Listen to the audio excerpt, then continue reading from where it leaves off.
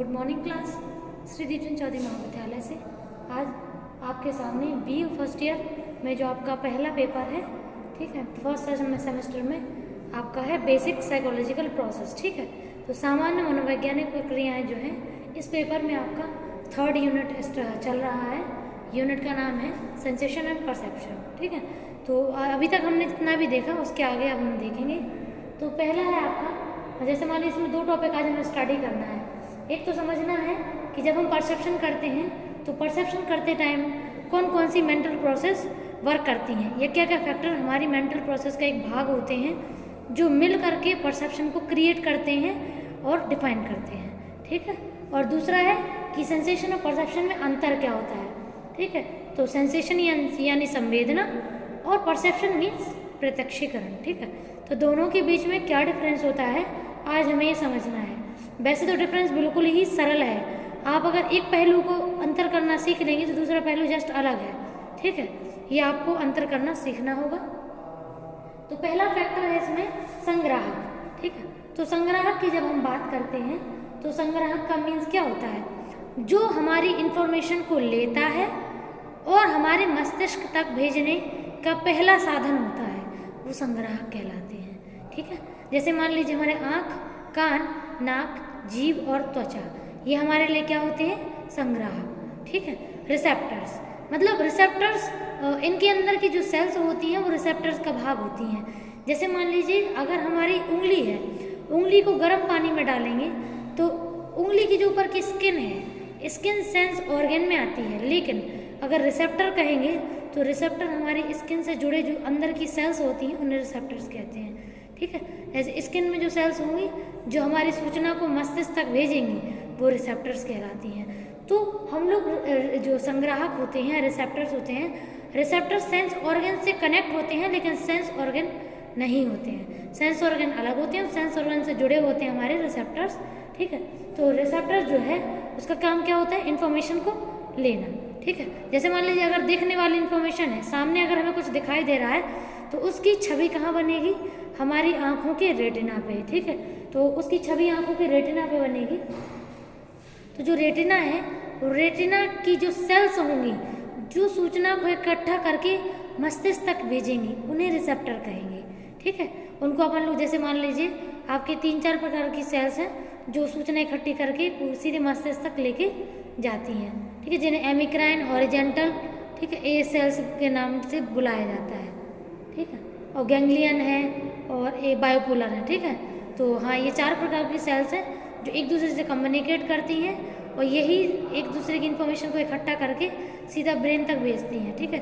तो भेजने का काम गैंग्लियन का होता है, तो गैंग्लियन हमारे लिए रिसेप्टर होता है, और जो कहाँ होते हैं वो होते हैं हमारे रेटिना के पास, ठीक है, मतलब रेटिना से ही कनेक्ट होते हैं, उन्हें रिसेप्टर कहते हैं। अब जैसे अगर हम बात करें कान की इन्फॉर्मेशन, सुनने वाली इन्फॉर्मेशन की, तो सुनने वाली इन्फॉर्मेशन की अगर हम बात करते हैं तो उसमें आपका जैसे मान लीजिए हमारी इन्फॉर्मेशन कान तक पहुंची, तो कान हमारे लिए क्या है, सेंस ऑर्गन, वो रिसेप्टर नहीं है, वो आपका क्या बोलते हैं, वो संवेदना क्या बोलते हैं, सेंस ऑर्गन है, संवेदी अंग है, लेकिन असंग्राहक नहीं है, ठीक। संग्राहक कौन हुआ, हमारे कान के अंदर जब इन्फॉर्मेशन पहुंचेगी, जैसा कि हम जानते हैं कि कान के 3 भाग होते हैं, आउटर ईयर, मिडल ईयर और इनर ईयर, ठीक है। तो जो आउटर ईयर होता है, आउटर ईयर का काम क्या होता है, आउटर ईयर जो है वो इन्फॉर्मेशन को अंदर ले जाता है, मिडल ईयर उसको ट्रांसलेट करता है और इनर ईयर तक भेजता है। तो इनर ईयर तक जब इन्फॉर्मेशन पहुंचती है तो इनर ईयर की जो इन्फॉर्मेशन है वो वहाँ से जो सेल्स हैं, ठीक है, वो जब मस्तिष्क तक इन्फॉर्मेशन लेके जाती हैं तो उन्हें रिसेप्टर्स कहते हैं, ठीक है। तो ऐसे ही हमारी बॉडी के 500 सेंस ऑर्गन के रिसेप्टर्स अलग अलग होते हैं, ठीक है। ये बाहर की बात होगी। जब आंतरिक सूचना जाएगी, चाहे आंतरिक अंगों की जाए या मांसपेशियों के द्वारा जाए, तो उनके रिसेप्टर्स अलग होते हैं, ठीक है। तो सूचना मस्तिष्क तक भेजने का काम रिसेप्टर्स का होता है। अगला है एकीकरण। अब सूचना जब मस्तिष्क तक पहुंच जाती है तो उसको फिर इकट्ठा भी करना होता है। तो एकीकरण कौन करते हैं, मस्तिष्क के वो भाग जो उस सूचना को संगठित और एकत्रित और अर्थपूर्ण बनाने में काम करते हैं। जैसे अगर देखने वाली इन्फॉर्मेशन होगी तो आँखों की इन्फॉर्मेशन रिसेप्टर्स लेके जाएंगे मस्तिष्क तक, तो मस्तिष्क के कौन से भाग तक छोड़ देंगे? प्राइमरी एरिया तक। प्राइमरी एरिया जो होता है वो इन्फॉर्मेशन को लेता है और रिसीव करता है, और रिसीव करने पर सेकेंडरी तक भेज देता है। तो सेकेंडरी और प्राइमरी दोनों ही एरिया एकीकरण का काम करते हैं, सूचना को लेकर इकट्ठा करना और उन्हें संगठित करना और अर्थपूर्ण सूचना का रूप देना। और फिर है प्रतीकात्मक। जितनी भी सूचना होती है वो जब भी प्राइमरी एरिया में पहुंचती है वो प्रतीक के रूप में होती है। जैसे मान लीजिए कौन से सिंबल है, त्रिकोण है, चौकोर है, गोल है, अंडाकार है, किस फॉर्म में सूचना जा रही है वो ये प्रतीक होते हैं। ठीक है, कौन कौन से कलर है, ये अलग अलग चीज़ें प्रतीक के रूप में जाती हैं। और लास्ट है भावात्मक। तो जब भी हमारी जो भी हमारी इंफॉर्मेशन प्रत्यक्षीकरण करते हैं तो प्रत्यक्षीकरण करने में हमारी सूचना का भावों से जुड़ा होना भी है, मतलब एक तरीके से ये कंपलसरी है। ठीक है, ठीक है। तो अब हम सभी जानते हैं कि जब से हम पैदा होते हैं, जब से मृत्यु होती है, तब तक हमारे जीवन में अलग अलग चीज़ों के लिए अलग अलग प्रतीक बनते हैं और हमारा परसेप्शन चेंज होता रहता है। चेंज कैसे होता है? हमारे अनुभवों की वजह से। हमारे एक्सपीरियंसेस चेंज होते हैं तो हमारी लर्निंग बदलती है, और लर्निंग बदलने के साथ साथ हमारी मेमोरी में चेंजेस होते हैं और परसेप्शन भी बदलता है। तो ये सारी चीज़ें एक दूसरे से जुड़ी होती हैं और इनके बदलने के साथ साथ और इन पे हमारा जो परसेप्शन होता है, परसेप्शन से हमारे इमोशन भी कनेक्ट होते हैं। अगर हम किसी पर्सन को बहुत पसंद करते होंगे हैं या फिर हम समझते होंगे उस इंसान को, तो उसके रिलेटेड हमारे इमोशन अगर चेंज भी हो तो हमारा परसेप्शन नहीं बदलता है। लेकिन अगर वही इमोशन बार बार अटैक करे तो हमारे इमोशन चेंज होने के साथ साथ हमारा परसेप्शन भी बदल जाता है। तो ये दोनों चीज़ें एक दूसरे से जुड़ी होती हैं। अब इसके बाद बात करते हैं हम संवेदना और प्रत्यक्षीकरण में अंतर। ठीक है, तो एक एक पॉइंट है। ठीक है, तो पहला पॉइंट है आपका जैसे कि पहला है कि मस्तिष्क निष्क्रिय होता है और प्रत्यक्षीकरण में मस्तिष्क सक्रिय होता है। ऐसा क्यों बोला इन्होंने? ऐसा इसलिए बोला है क्योंकि जब भी हम सेंसेशन करते हैं तो सेंसेशन में क्या सक्रिय होता है? हमारी आँख, कान, नाक, जीभ और त्वचा, केवल यही सक्रिय होते हैं ना। क्यों? क्योंकि ये सेंस ऑर्गन है। अब ये मस्तिष्क से जुड़े तो हैं लेकिन मस्तिष्क का भाग नहीं है।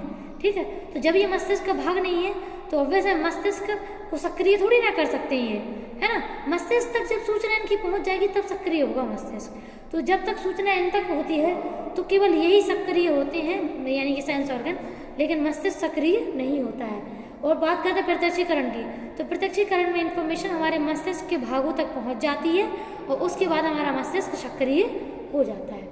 नेक्स्ट है ज्ञान प्राप्ति की पहली सीढ़ी। बिल्कुल सही बात। सूची हमने आपको पहले ही बताया था कि अगर किसी की आंखें खराब हो, मान लो जन्म से ही उसकी आंखों में रोशनी ना हो, तो उसकी आंखों की सूचना, जब आंखों पे उसकी सूचना नहीं पहुंचेगी, जब आंखें उसकी पहली सीढ़ी जो है अगर वो कंप्लीट नहीं होंगी तो क्या दूसरी सीढ़ी तक इन्फॉर्मेशन पहुंच जाएगी? बिल्कुल नहीं।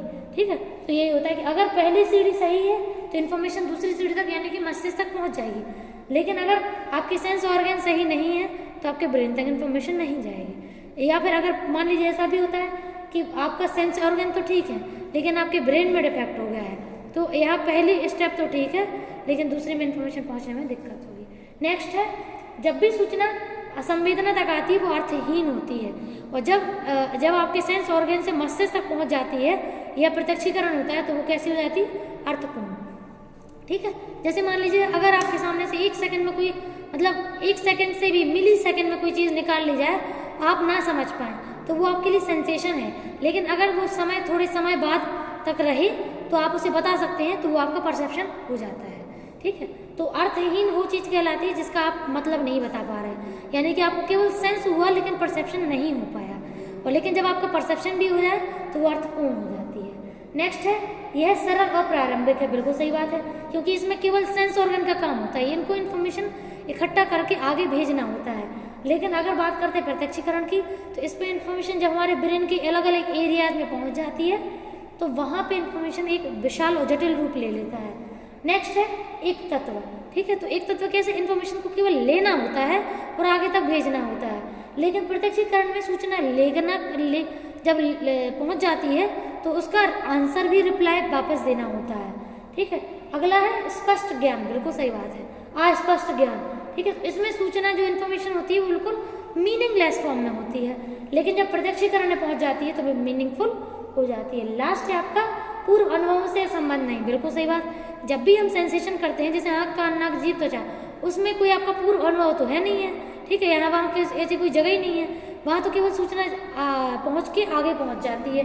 तो जब सूचना आगे पहुँचती है तो वो सूचना आपकी पूर्व अनुभवों से जुड़ जाती है, ठीक है। और जब पूर्व अनुभवों से जुड़ेगी तो आपका प्रत्यक्षीकरण कहलाएगा, वो आपका संवेदना नहीं कहलाता है। तो सूचना में जब पूर्व अनुभवों से फ़ायदा लिया जाए या उनकी यूज़ किया जाए या उनसे कोई कुछ ना कुछ फ़ायदे हों तो वो प्रत्यक्षीकरण में आता है। लेकिन जब वो चीज़ें प्रत्यक्षीकरण से नहीं जुड़ी होती हैं तो वो केवल नाम मात्र के लिए संवेदना कहलाती हैं, ठीक है। अब ये आपका ये टॉपिक कंप्लीट हुआ। इसके बाद हमें अगला कल टॉपिक कराना है परसेप्चुअल ऑर्गेनाइजेशन, ठीक है, या लॉज, परसेप्चुअल और लॉज, ठीक है। तो उसमें हम 6 से 8 लॉ कराएंगे जो आपको आगे स्टडी करने होंगे, ठीक है। Thank you.